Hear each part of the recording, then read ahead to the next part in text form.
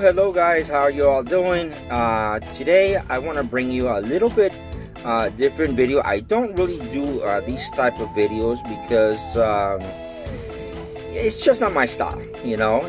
My name is Charles Richard, and I am a 100% Fujifilm shooter. All right, I use the cameras that I have. I use them to shoot educational stuff, documentary, educational, and film and cine work, you know, with the cameras that I have. Once in a while I'll go ahead and I'll do a little bit of photography, but I'm not really a photographer by trade, but I have, you know, sort of dabbled into it, you know, just for fun, right? But what I want to talk to you today about is something that I really haven't seen any videos here on YouTube mention at all. I want to talk to you about, I think in my opinion, right, it is a misconception of the different styles of cameras and what they are actually designed for, or the market that they are intended for. And again, this is my opinion, but because I've been with Fuji since they ever started, I had since the very first camera, and I've got plenty of cameras. I've got the GF X100.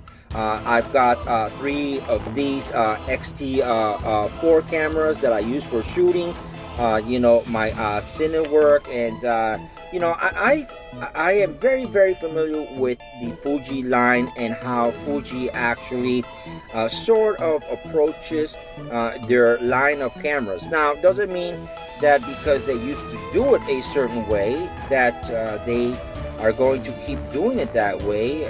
It might be that they just changed the way that they approach the different line of cameras.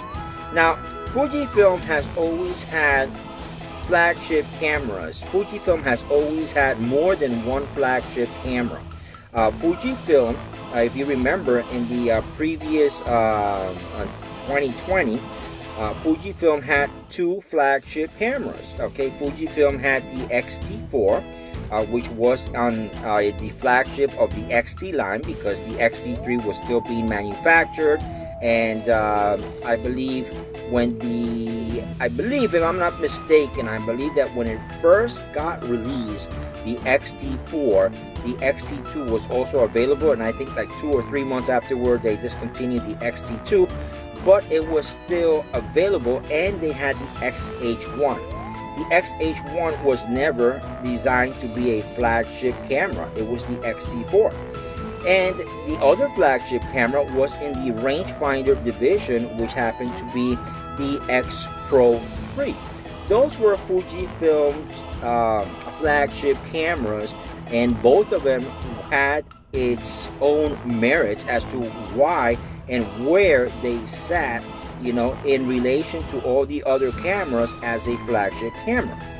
Now, with that said, the XH2S is a flagship camera, but it is not the only flagship camera that Fujifilm has. Remember now that also the X Pro 3 still is a flagship camera.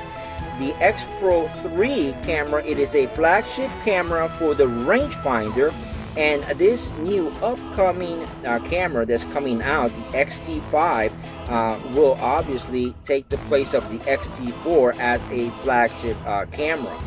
Now, is that important? Not really. Okay, what is important, I think, that is sort of there's sort of like a confusion out there, not only between Fujifilm users, but also within new individuals, you know, photographers and videographers that want to get into the Fuji line, as to what are really the differences between the cameras.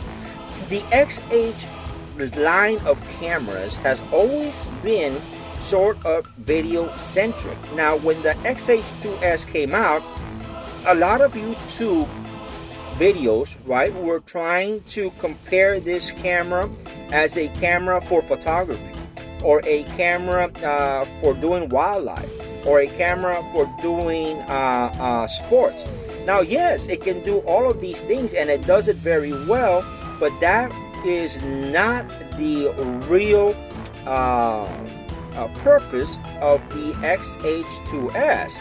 The XH2S main purpose is to be a cine camera, not a video camera, a cine camera. That's why it's got, I saw a video, right? Somebody said, well, it's got way too many selections for video. Yes, it does, but the selections that it has available are not video, okay? They're more for people that are going to do, individuals like myself that do film work, that do cinematography work, right? Because of the open gate, because of the different formats that it has available, you know.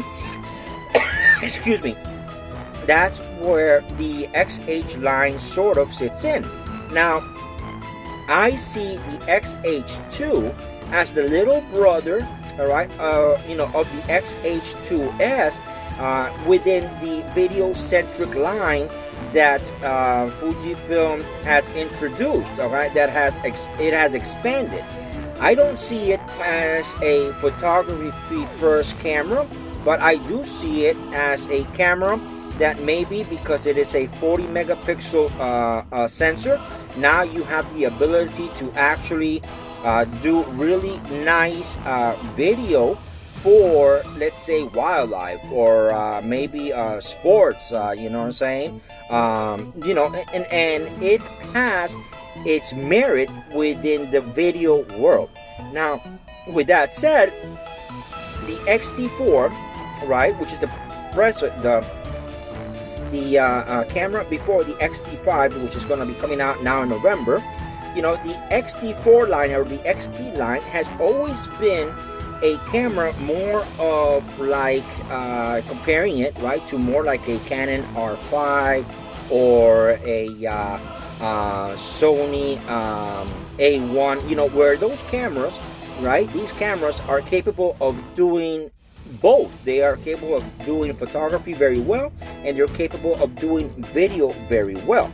Now, I think that the reason that Fujifilm did this, if you guys really think about this, right, all of these companies like Canon and Sony, they have two divisions. They have a division that is more photo-centric, you know, that will sell you cameras for photography and a little bit of video. And then they have what is called the professional line of video cameras, you know, that are designed to do serious commercial filming, you know, movies, you know, that sort of stuff. For example, the Canon, all right, the Canon on the photocentric side of the selection that they have the R5, the new what is it? The new R5. Something else, I can't remember what the other number was, and they have the R3, you know what I'm saying? But those are cameras that are sort of hybrids, right? Then they have the filming cameras, the video cameras, the cameras like the C70, the C300, the C500. Those cameras are not photography cameras. Those cameras are dedicated mostly for cine work, all right, for film work. The same thing goes with the Sony. The Sony has the A7S3, the A7S3, the FX3 also. In my opinion, I don't consider the FX3 a real cinema camera, although Sony really was trying to introduce it as a true cine camera. I don't see it. I don't see it having enough power, right, to be able to be considered as a true cine camera. I think it's more of a hybrid. It's actually what it is. It's actually a A7S3 rehoused in a body that is more adaptable to use for cine work. That's really what it is. But Sony has the FS5, the FS7, the FS9, the Venice, you know what I'm saying? Those are real cine camera. Now, Fujifilm never really had a true cine camera. And Fuji, this time around, what they have done is they have taken the XH line, the XH2S, and they entered into the world of film, the world of cine.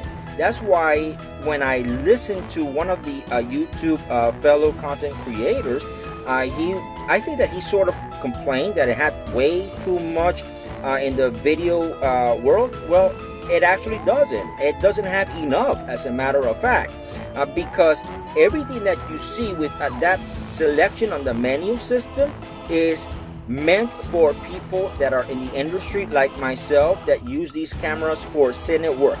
You know, it is not meant to really be a photography camera. It can do photography, yes, and it can do photography very nicely, right? And it can do sports and it can do wildlife, but that's not really what this camera was meant for.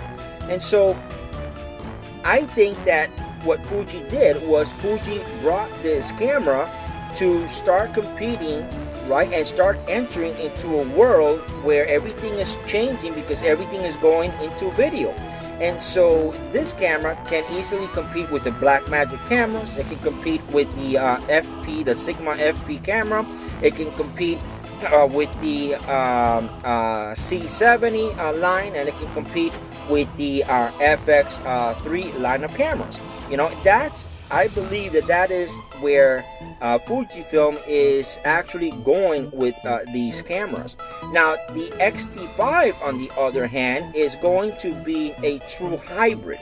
I think that is going to be one of the strong points of the X-T5, being that it is a camera that can be used for everything compared to maybe like the Sony A7S3 or the Canon R5 or the R5C, you know, because it's going to be a powerhouse. It's going to have a lot of really nice features, and it's going to be mostly tailored as a hybrid camera, a camera that can do a little bit of everything, not to the fullest extent of cine work or to the fullest extent of anything, but it's going to be a very nice camera to do, you know, really good stuff. Now, with that said, and after, you know, explaining a little bit about my opinion about how I feel that Fuji is going with this, let me explain to you a little bit about the differences between the XH series and the XT series. Everybody knows that the XH series is a PASM style camera, and everybody knows that the XT series is more of a retro style camera. What is retro? Well, retro is, I have here the XT4. Retro is, you know, basically that you have all these manual dials on the camera that you can actually easily, without having to go into the menu, you can adjust your camera just by moving the dial to whatever setting you want. Now, that is great on a camera, in my opinion, and the retro is way better than a PASM dial camera. That is not my opinion, that is actually a fact, okay? But the issues are that a lot of people don't really know how to use a camera, and when they get into using this sort of style of camera, because it's a retro style and it's got too many dials, they sort of get confused and they don't really know what needs to be done, how you adjust it, because it's more complex. It's a little bit more complex. Now, on the other hand, you know, the PASM style camera is basically what every other company uses. Every other company is using the PASM style until very lately that Nikon came out with the XFC, trying to imitate the retro style of the Fujifilm XT line. And that's really what happened there. Now, with that said, I think that somebody that is coming from a world of Canon, a world of Sony, is going to have a much easier transition by picking up an XH camera because they're more familiar with that sort of a setup than picking this camera up. Honestly, I saw a guy that actually has a lot of experience using cameras, all right? And he's done weddings and he's done all kinds of stuff. And he had a hard time trying to set up the Fujifilm X-T4 when he had it on his hands. Now, why? Because, you know, you have to sort of understand, you know what I'm saying, how to go about setting certain things. And one of the last videos that I think it was Fuji Rumors that did, I think he called it why PASM is, why retro style dials are better than PASM, is an excellent video, which actually shows you some of the reasons why the retro style is much better than the PASM dial system. But here's the thing, all right, that I don't sort of like about the X-T5. Again, I'm not going to go through the all the ins and outs about the X-T5. There's plenty of videos out there that are speculating and rumors and all that sort of stuff. But here's the one thing that I want to sort of explain, and I'm sort of disappointed in Fujifilm that they went this route, and I will explain it in more detail. I want to talk about the rear LCD. All right. In the X-T4, the rear LCD is what is called an articulating screen, which means that it swings out and you can swing it up and you can swing it down. And for people that are, you know, into doing vlogging and stuff like that, and they need to see themselves, you know, they like this sort of a camera, and that's nice. The problem with this system is that when you plug in a microphone like I have here, or a strap or something, this gets in the way and you cannot actually swing the screen easily all the way around. You have to physically push it out and then swing it around, and then when you pull it out, all right, it becomes useless. It's all being blocked. All right, if you have a handle like I do now here, it's being blocked, so I gotta take the handle out, and even with that, I only get half a screen that is good. All right, in other words, that I can actually see that is usable, right? So it's not good for that sense. The only thing that I like this particular style of setup is for one thing and one thing only, and I think it is for me it is worth a lot. All right, and it is the fact that when I close it, I can actually protect my screen from getting broken, scratched, and all of that sort of stuff that happens to cameras when they're being transported. I love that for that. But as far as functionality, you know, when you have it on a system like this, it is useless. Now, the X-T5 solves that problem by bringing back into play the same system that the X-T3 had, which is called the 3-axis. And the 3-axis system is good. It is not bad. The problem with that system is that now when you close it, right, you have your screen accessible and it can be prone to damage and that sort of stuff. Now, why do I say that I do not like it, or why do I say that I am disappointed with Fujifilm? Excuse me. Well, let me explain. You know, Fujifilm has been around for quite some time, and Fujifilm has also seen not only what we have actually, you know, recommended, right, and our opinions, right, as to what it is that we have actually said was things that we liked and things that we didn't like. But I think that seeing that Fujifilm has been around for a little bit, I would have expected or would have preferred that the X-T5 had the same type of system that the Panasonic S1H has.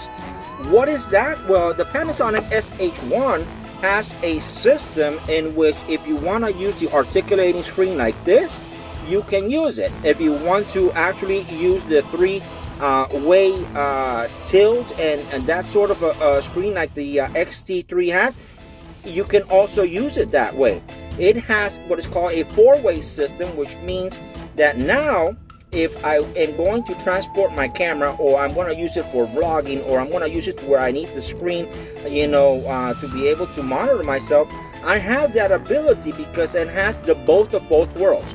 It includes the both of both worlds, and I just did not understand, being Fujifilm, being a company that is innovative, being a company that makes sense in the things that they do, why they just could not put that type of a screen. Now, maybe there's other reasons. I don't know. It could be design reasons. It could be reasons dealing with being more rugged, you know, or better resistance to water. You know, I don't know. All right, but it didn't do it. All right, so that's the first thing. The other thing that I do like about the camera is the fact that it's going to actually, right, it's going to actually be priced at $16.99. I love that. Okay, that is awesome. That is a really good price, okay, to have for the camera. I thought it was going to be $21.99. Now, I think it's going to have 8K. I think it's going to be very similar to the XH2. I think, very honestly, all right, I don't see them not including 120 and 240 frames per second shooting because the XT4 has it. And so I don't see them going back and saying, well, we're going to take 240 out and we're going to take 120 out. I don't see that happening, you know, because when you have a successor to a camera, you don't take features away, you give more features. So I don't see that happening. Again, I see it I see it doing 8K. I see it having a headphone jack like the XT3 used to have. I don't know if a full-size HDMI will be available, and the reason why I say this is because the XT body is a little bit, it's sort of cramped, sort of compact, and I don't know if there's enough room for them to put a full-size HDMI port. I would love to see that. Oh, definitely, I would love to see that 100%. Now, here's another thing that a lot of people are sort of kind of disappointed. All right, it doesn't have a battery grip.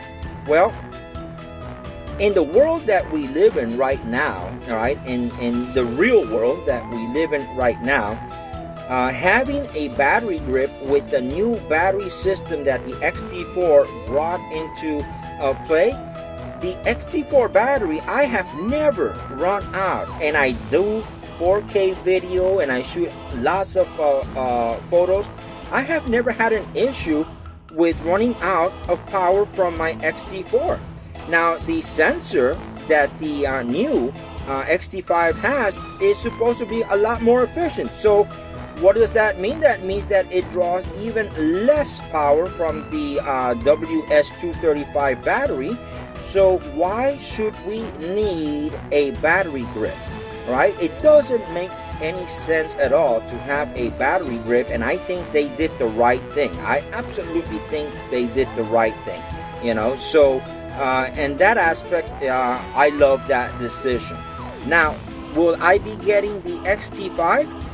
Well, I tell you one thing, all right, I would 100%, all right, buy the XT5 over the XH2 or the XH2S. Now, it's not that those cameras are bad, it's just that for me, my workflow, the way that I like to work, I prefer the retro style dials over the actual PASM dial. And I would rather give up all those other things that they want to try to offer me and you know, try to sugarcoat it, you know what I'm saying, for me, that are in the XH2S and then the XH2, right, over the XT5. So what I'm saying is, if I was going to add a new camera on my line, I would definitely 100% add the X-T5. And knowing that it is now at that price, I think 100% that I would get it. Okay, I would definitely get it because I think it would very nicely, you know, sort of enhance the X-T4, the 3 X-T4s. I think I will sell one of my X-T4s, and I will keep 2 X-T4s, and I'll have the 1 X-T5 to see. Because remember, another thing that you guys have to remember, you know, when a camera comes out, it doesn't matter what camera it is, you know, it's not going to come out perfect. You have to wait for firmwares to fix certain issues and certain things. So I'll still be using the X-T4 because I do expect that the X-T5 will have issues when it first come out that will be fixed with firmware, just like Fujifilm has done with all their cameras, which is awesome. I love that, you know. But will I get it? I think so. I think I will get it. But definitely, I just wanted to sort of make this video, sort of giving you my opinion and my thoughts of the X-T5. Now, when do I think it's going to come out? Well, they say it's going to be in November. All right, you got to realize that there is another show in November. I think it's November, I want to say November 14th or November 16th, which is another big show for cameras. I think it is going to be announced at that show, right? That Fuji is already going to reveal their new 1000 millimeter lens, you know, the new lens, the new square lens that they just came out with. They're going to be revealing that. How soon do I expect it to be available as far as shipping? I think it's going to be available to all of us before Black Friday. All right, that's what I think. All right, because why not? All right, think about it. All right, if they release it before and it's available before Black Friday, and you have the ability to buy a camera, why would you want to go out and buy something else? Well, unless you're getting a great deal and that sort of stuff, you know what I'm saying? But I think it's going to be a very tactical thing that Fujifilm will release this X-T5 before Black Friday, and I think that it will be revealed at the November 16 show. I think it's I definitely it's overseas, but and I do remember it's November 16th. Now that I remember, and that's just my opinion. All right, but we just gotta wait and see. All right, it's only a few weeks away, and I've been patient for so many years. Working with my X-T4s, which I love. As you can see here, I've got it in my little cage, and I've got it all rigged up and built, okay, to do videography, cinematography, you know, at a quick glance. I think it's going to be a great thing. I think it's going to be really, really good, and it's going to be my next camera for my next 4 years, 6 years, you know, until the X-T6 comes out. You know, but I love the XT series, and I am definitely a Fujifilm candidate, a lover of Fujifilm, and I don't see myself going anywhere else besides Fujifilm for the next 10 or 20 years. All right, guys. All right, so I hope this gives you a little bit of information as to it might help you guys, you know, make decisions as to whether you should get an XH2S or an XH2 or the X-T5. And if you're a rangefinder lover, and next year you have the X Pro 4 coming out. So it's Fujifilm. It's the world of Fujifilm is you gotta love it. You gotta love it, and I love it. And it's the only camera company that has actually built cameras, in my opinion, that make me want to go out and shoot. And while I go out and shoot, I have a lot of fun doing my photography or my videos. All right, this is Charles Richard. Thank you for watching, and I hope that you're all doing really good. And I'll see you on the next video. All right, bye-bye.